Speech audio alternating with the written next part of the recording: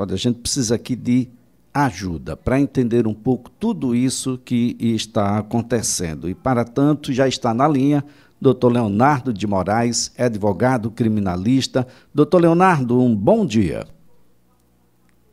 Bom dia, Elias. Bom dia a todos os seus ouvintes. Doutor Leonardo, alguém que pretendia colocar um explosivo num caminhão, tanque, e direcionar esse caminhão para dentro do aeroporto, um aeroporto internacional, um dos principais aeroportos do país, que é o aeroporto de Brasília, com a ideia de que, após a explosão, deveria ser deflagrada aí um fake, de que teria mais 2 artefatos iguais dentro do saguão do aeroporto. A isso, a polícia inicialmente o acusa de terrorismo. O que é que a legislação brasileira entende por terrorismo e quais são as consequências para alguém que chegue a ser condenado por tal ato? Elias, é um tema muito delicado, né? E atual. Infelizmente, que vem acontecendo aí no Brasil ao longo após o dia 30, que foi o momento, entendeu? O momento em que se divulgou o resultado do segundo turno das eleições, né? Aparentemente, essas práticas vêm acontecendo diante do inconformismo, né, de apoiadores do atual presidente pela vitória nas urnas que aconteceu pelo candidato Lula. E após essa vitória do Lula, se percebe que existe uma enxurrada de movimentos que vem acontecendo aí ao longo do tempo, Alice. A lei que trata sobre este assunto, dentre outros, é a lei chamada Lei Antiterrorismo, que é a Lei 13.260 de 2016. E perceba uma coisa, Alice, essa lei entra em vigor com o objetivo, né, de evitar manifestações terroristas que poderiam acontecer no contexto das Olimpíadas de 2016. Então, houve uma pressão muito forte internacional para que, antes que as Olimpíadas se iniciassem, que o Brasil efetivamente, após a promulgação, sancionasse uma lei antiterrorismo que foi promulgada, portanto, em 2016. Hoje, o que se percebe é uma mudança por completo. O cuidado tal com o terrorismo nos últimos 2 meses não acontece, basicamente, ligado a motivações raciais, motivações culturais, religiosas, mas sim motivações políticas, o que agrava em muito aí o problema que vai acontecer no Brasil. E, Elias, o próprio texto constitucional, no artigo 5º, inciso 43, ele já determinava que o Brasil trouxesse uma lei antiterrorista, que aconteceu de fato após 2016. E essa lei, que entrou em vigor em 2016, é tão grave, mas tão grave, que ela tem uma equiparação aos crimes hediondos. Não há suscetível, por exemplo, de graça ou anistia. Não se pode, por exemplo, o presidente da República, dentro do Congresso Nacional, vir então a perdoar os crimes praticados com terroristas. Não é possível o pagamento de uma fiança, ou seja, se houver prisão preventiva contra terroristas, eles não serão também colocados em liberdade caso pague fiança, isso também é insensível. Para ver o tratamento que é grave é feito, portanto, a esse tipo de acusação. E, Elias, parte importante para o plano concreto desses comportamentos que você acabou de falar, se percebe que existe uma certa adequação entre o que é descrito pela legislação sobre terrorismo em comparação com os atos que vêm sendo praticados até então.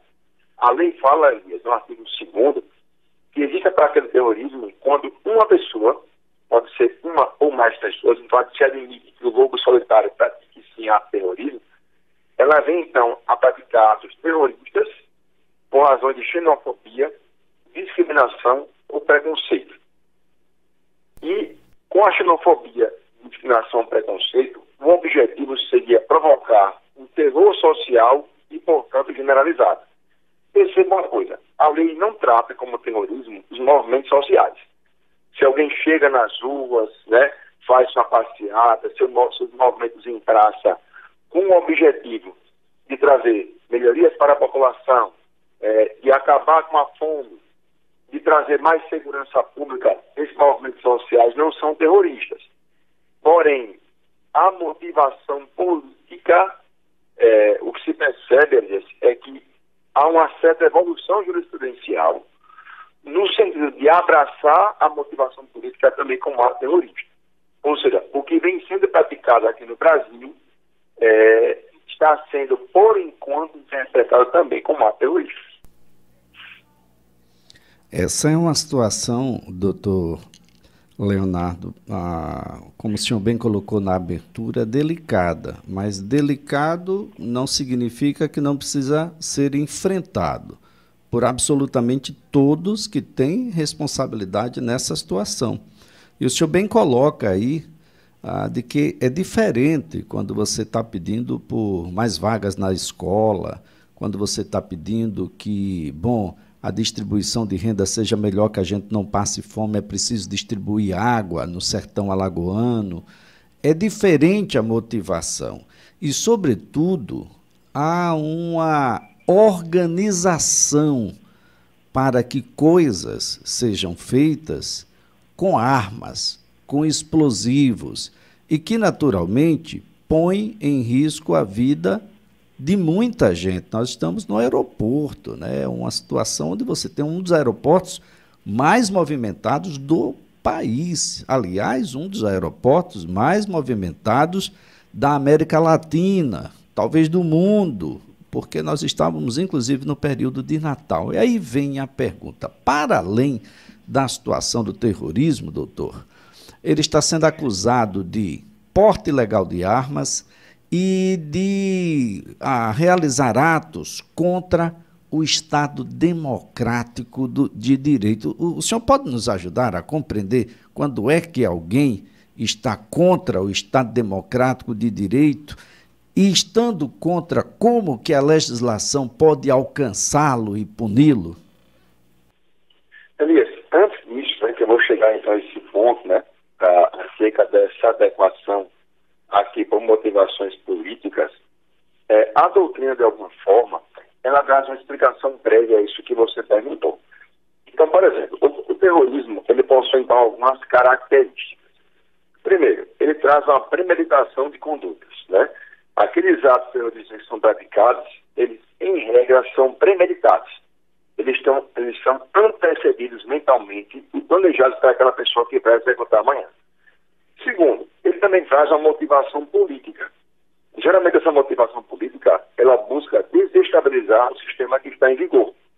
E o objetivo, em muitos casos, seria propriamente tomar o poder. O terceiro, o ataque que é feito, premeditado e com motivação política, ela busca basicamente atacar pessoas indefesas. Então, ela não vem atacar os principais responsáveis por algum inconformismo.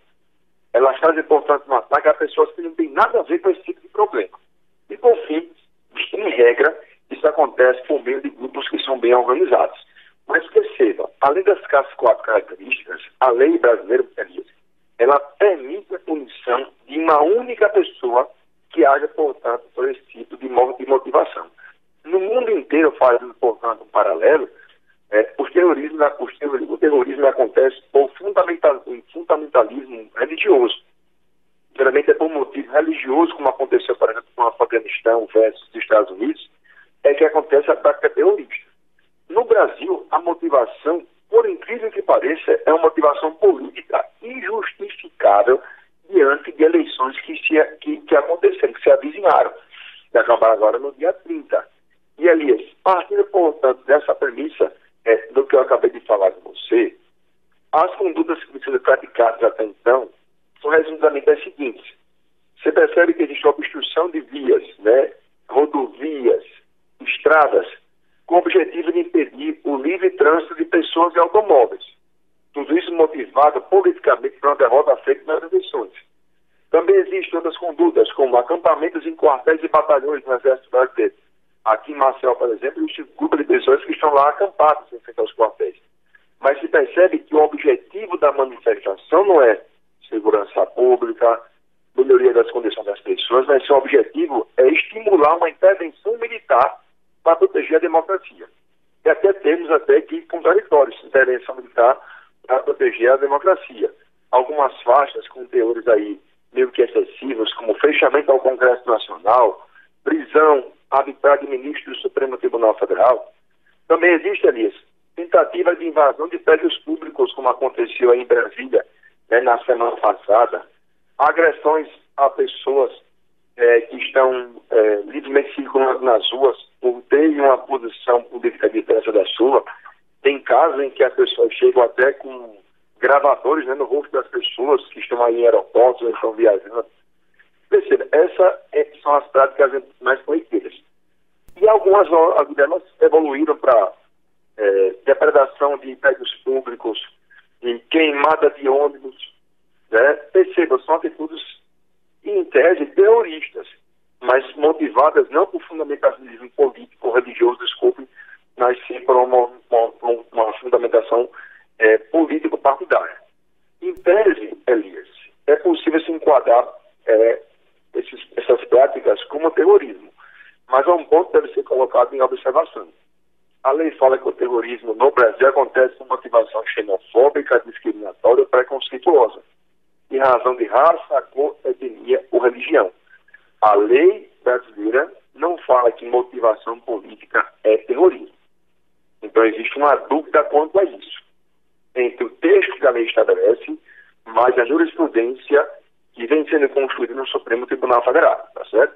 Agora, Elias, a partir da questão do terrorismo, se pode se enquadrar a prática desses atos como uma abolição ou tentativa violenta de extinção ou diminuição do Estado Democrático de Direito. E aí você tem as descrições do próprio Código Penal, que é o artigo 359-L, que fala que tentar com o emprego de violência ou grave ameaça abolir o Estado Democrático de Direito, impedindo ou restringindo o exercício de poderes constituídos. A pena vai de 4 ou então até 8 anos.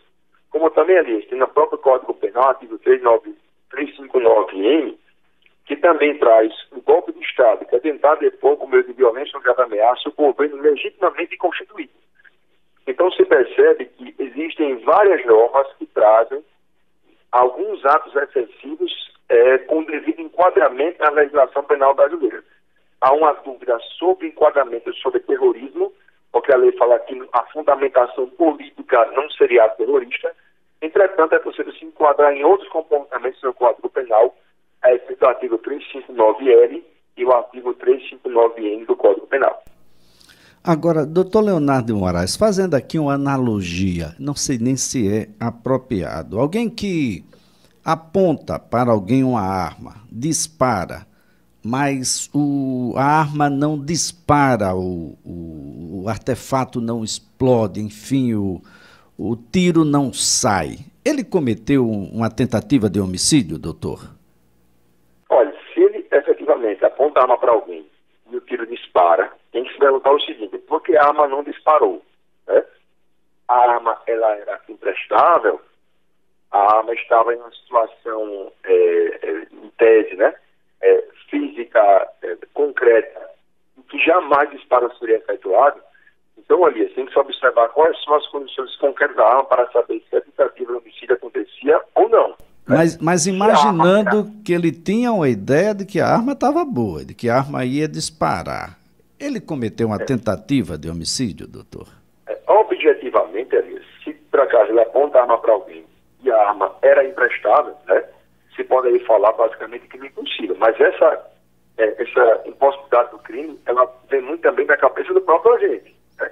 Perfeito. Se eu venho achando que a arma prestava e aponta a arma para alguém, e ela eventualmente, naquele momento, falhou, aí você pode sim falar, é um homicídio tentado, uma vez que a morte não aconteceu por circunstâncias alheias à vontade do agente. Bom, a Polícia Civil, a Polícia Militar e a Polícia Civil, elas deixam claro de que o artefato falhou, mas que o agente tentou sim detonar aquele artefato que faria com que o tanque, pelo menos essa era a ideia, de que o tanque explodisse.